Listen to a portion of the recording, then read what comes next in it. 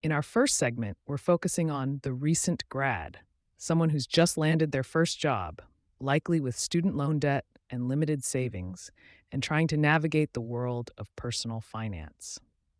They might be feeling overwhelmed, unsure where to even begin. Taylor, as our resident learner, what are your initial thoughts on this scenario?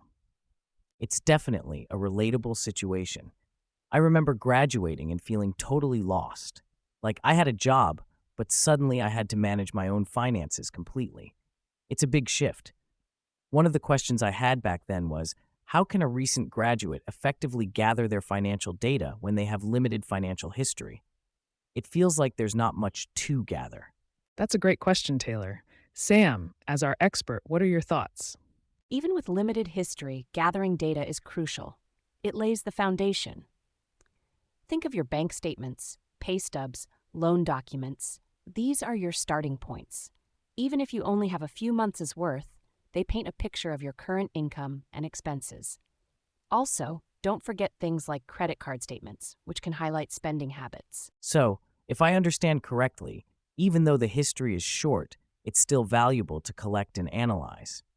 Just like how you need to understand the existing code, even if it's a small program, before you can improve it. Exactly. That analogy is spot on. It's about building that financial code base, as the article mentions. What about the less tangible stuff, Sam? What are the most critical pieces of qualitative data a recent graduate should focus on? For recent grads, qualitative data is equally important. This is where you define your risk tolerance. Are you comfortable with market fluctuations, or do you prefer more stable investments? What are your short-term and long-term goals? Do you want to buy a house, travel, start a family? These factors might seem less concrete, but they deeply influence your financial decisions. Right? So it's not just about the numbers, it's about your values and aspirations too.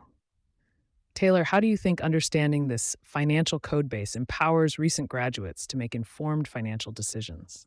Well, if you know where your money is going and what you want to achieve, you can start making conscious choices. For instance, if you realize you're spending a lot on takeout and your goal is to save for a down payment, you can adjust your spending accordingly.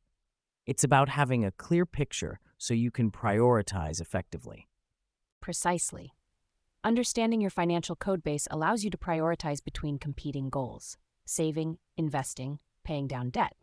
For example, if you have high interest debt, it might make sense to focus on that before aggressively investing. A simple example: if your student loan interest is 7% and you're only earning 5% on investments, paying down the loan offers a better return. That's a great practical example. So, to recap, even with limited history, gathering both quantitative and qualitative data is essential for recent graduates. This allows you to see your current financial picture, identify your goals, and make informed decisions about prioritizing saving, investing, and debt repayment. This also helps prevent common misconceptions, like thinking you need a lot of money to start financial planning. Now, what about when you introduce a second income and shared financial responsibilities? In our next segment, we'll explore the complexities of financial data gathering for dual income families. Before we move on, a quick call to action for our listeners, especially recent grads. Start tracking your income and expenses using budgeting apps and organize your loan documents. This is the first step towards building your financial code base.